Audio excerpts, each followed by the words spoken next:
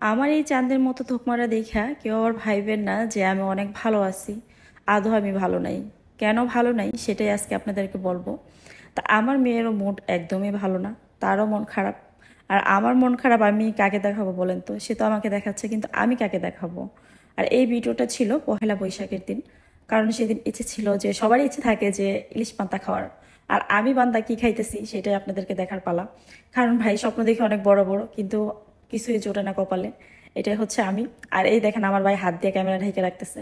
সে নাকি লজ্জা পায়, চিন্তা করেন। আরে ভাই, লজ্জা পাইবো মেয়ে মানুষ, তুই লজ্জা পাবি কেন? আর এদিকে আমার ব্যাগটা ফালাই দিছে, চিন্তা করেন এটা কোনো কথা? এটা কষ্ট হইতেছে আমাদের এই টুনটুনি পাখিটা। তো টুনটুনির পাখির বাবার আর কি জায়গা হচ্ছে না সিটের মধ্যে, মানে এখানে জায়গা ছিল না। তাই ওকে আর কি একটা চেয়ারে এনে বসিয়ে দিলাম। হঠাৎ করে আমার ভাইয়ের মাথার উপর লেখা আছে মাটন চুই ঝাল। চিন্তা করেন, আমার অনেক দিনের ইচ্ছে ছিল যে মাটন চুই ঝাল দিয়ে ভাত খাওয়ার, মানে সাদা ভাত যেটা। কিন্তু এতটাই আমার নসিব খারাপ, যেহেতু আজকে পান্তা ইলিশ আমার কপালে জোটে নাই, মাটন চুই ঝালও আমার কপালে জোটে নাই। তো ভাইদেরকে বললাম, ভাই এত বড় একটা ব্যানা টানা রাখছেন, এই মাটন চুই ঝাল নাই কেন? তারা বলতেছে, যাবো এটা আমরা আজকেই জানাইছি, কিন্তু এটা এখন নাই, কিন্তু আপনি কাল থেকে পাইবেন।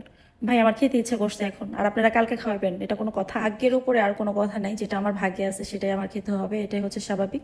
তা আমরা যেহেতু ইলিশ পান্তা খেতে যেতে পারি নাই, তার জন্য আর কি চলে আসছি হোয়াইট হাউসে। আর হোয়াইট হাউসে আসার পরে এখানেও অনেক খাবারের মানে কমতি ছিল। সব খাবার ছিল না, অনেক খাবারই শেষ হয়ে গিয়েছিল। তা আমরা নিয়েছিলাম কাচি নিয়েছি, আর হচ্ছে চিকেন নিয়েছিলাম, আর নান রুটি।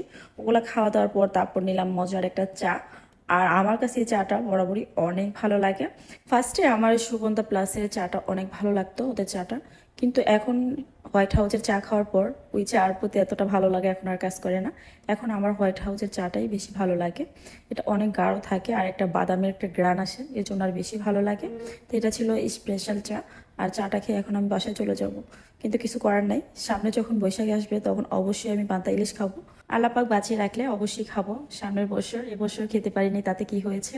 তো এইদিকে বাবুনি অনেক দুষ্টুমি করতেছিল, মানে টেবিলের উপর বসে। কারণ সে তো পুরাই খুশি, ও তো আর বুঝতেছে না যে ওর ফুপি যে এতটা কষ্টে, মানে শেষ আমার পান্তা ইলিশ না খাওয়ার কষ্টে আমার আজকে বুকটা ফেটে যাচ্ছে।